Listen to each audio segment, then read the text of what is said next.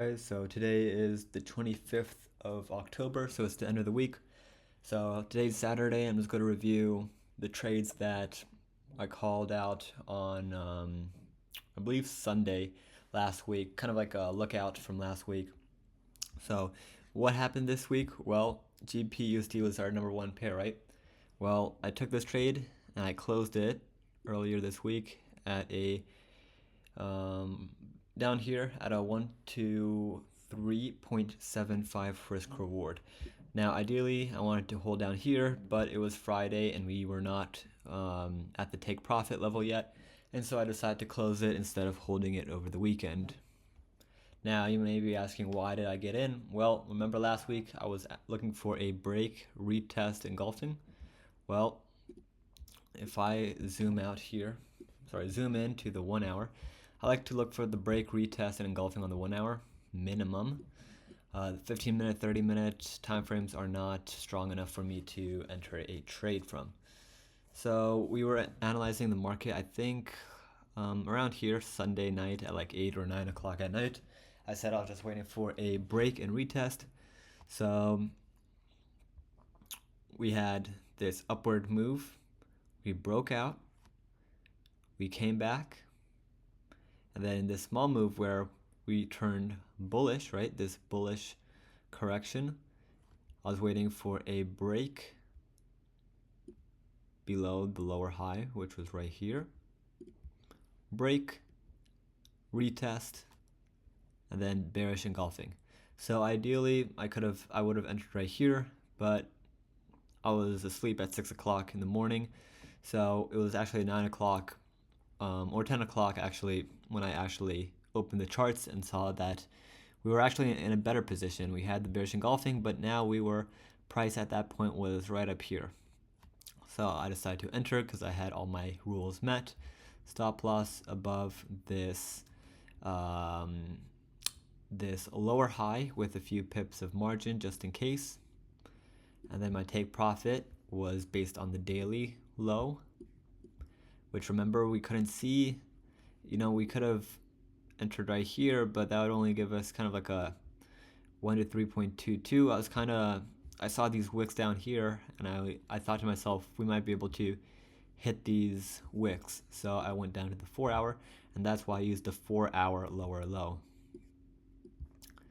So my account, I think, grew from 1,000 to about 750. I was risking $200 on this trade, so now my account is at $1,700, and from now on I will risk 10%. So instead of me risking 200, I'll go down and risk 170. The next pair we had this week was Euro USD. This trade would have gotten a little bit close to our take profit, but it didn't fully reach our take profit. Now, if you look out, you'll probably see that we have the higher low right here. Higher low right here, lower low. So we're turning bullish for a retest of this area of interest, and we will probably drop and hit the take profit next week. Looking at the 1 hour, if I had to enter this trade, or if I was looking to enter this trade, it'd be very simple. You remember Sunday at 9 o'clock, I saw that I wanted a break below this level, which we got. So we got a break, kind of correction, retest, whatever you guys want to call it, and then we got the engulfing on the 1 hour. So I would have entered right here, stops above the lower high, and then go to the daily because our area of interest is based on the daily. And then my take profit would have been somewhere around here. I think I did the same thing as GPUSD. I used the 4 hour just because the 4 hour is cleaner. So yeah, I mean, we would have anyways hit a 1 to 3. So I don't know if you guys want to call this a winning trade or what, but I didn't take it. I prefer GPUSD over Euro USD. And then Euro AUD. So this pair we were looking last week. It was, let's see, Sunday at like 9 or 10, I remember. So all I said was that I was looking for a retest of this area of interest to then sell. What did we have? We had a break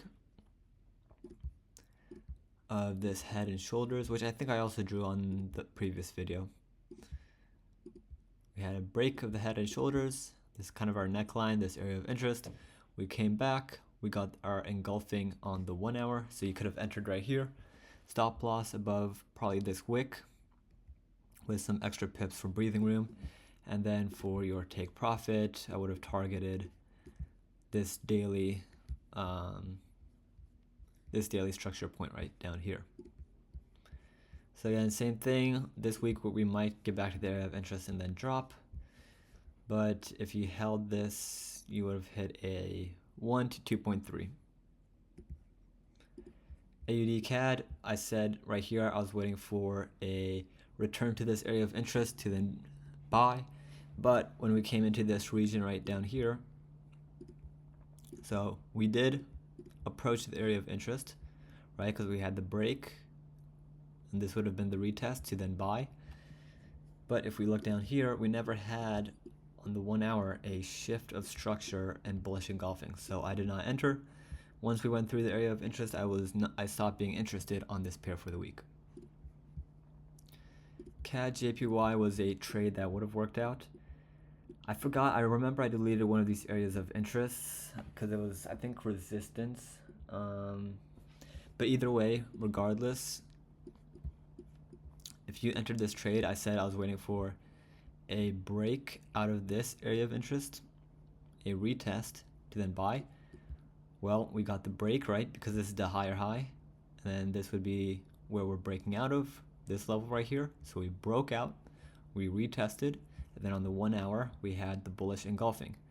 So my stop loss would be below the area of interest, below the higher low right here. Take profit would have been, I think I used a 4 hour daily. I wasn't sure whether to use this level or this level up here. I remember talking about how it's very ambitious to have a take profit all the way up here. So I think if I remember correctly, I saw this resistance level around this area. And so that's kind of why my take profit was up here. But regardless, if you did enter this trade this week, you would have hit a 1 to 3. USD JPY, it was very simple. I was waiting for a retest to then buy. You can watch my previous videos. I'm not going to explain how I found this area of interest or whether the time frames were bullish or bearish. I'm just saying what the price did after I analyzed it. So we never got the full retest, so I simply did not buy. Did I miss out on this move? Well, technically yes, but not according to my strategy, not according to the set and forget strategy, because you're supposed to wait for a retracement to then buy. On JPY, same thing. I was waiting for a deeper pullback into the area of interest before buying. We only got down here, which was above the area of interest, so I did not buy. NZD CAD, so I was waiting for so we had the break right here, so we were bearish on the 4 hour, so I was waiting for a retest to then sell. So this one was actually very simple. So did we have, on the 1 hour, did we have a break below the lower high? Yes, right here. So we had the break, then we turned, we were still bearish because this is the lower low, this is the lower high. And so we never really got bullish on the 1 hour. And I really want to see the 1 hour turn bullish before we find a break and retest.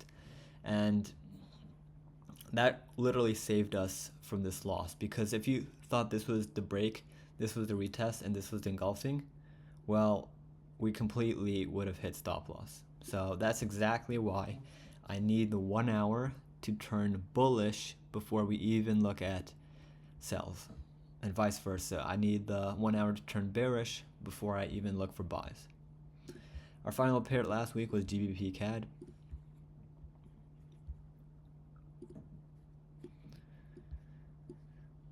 So it was very simple. We had the higher high, higher low on the daily. We had the daily area of interest. So last week I was literally just waiting for I think price was around this level. Um,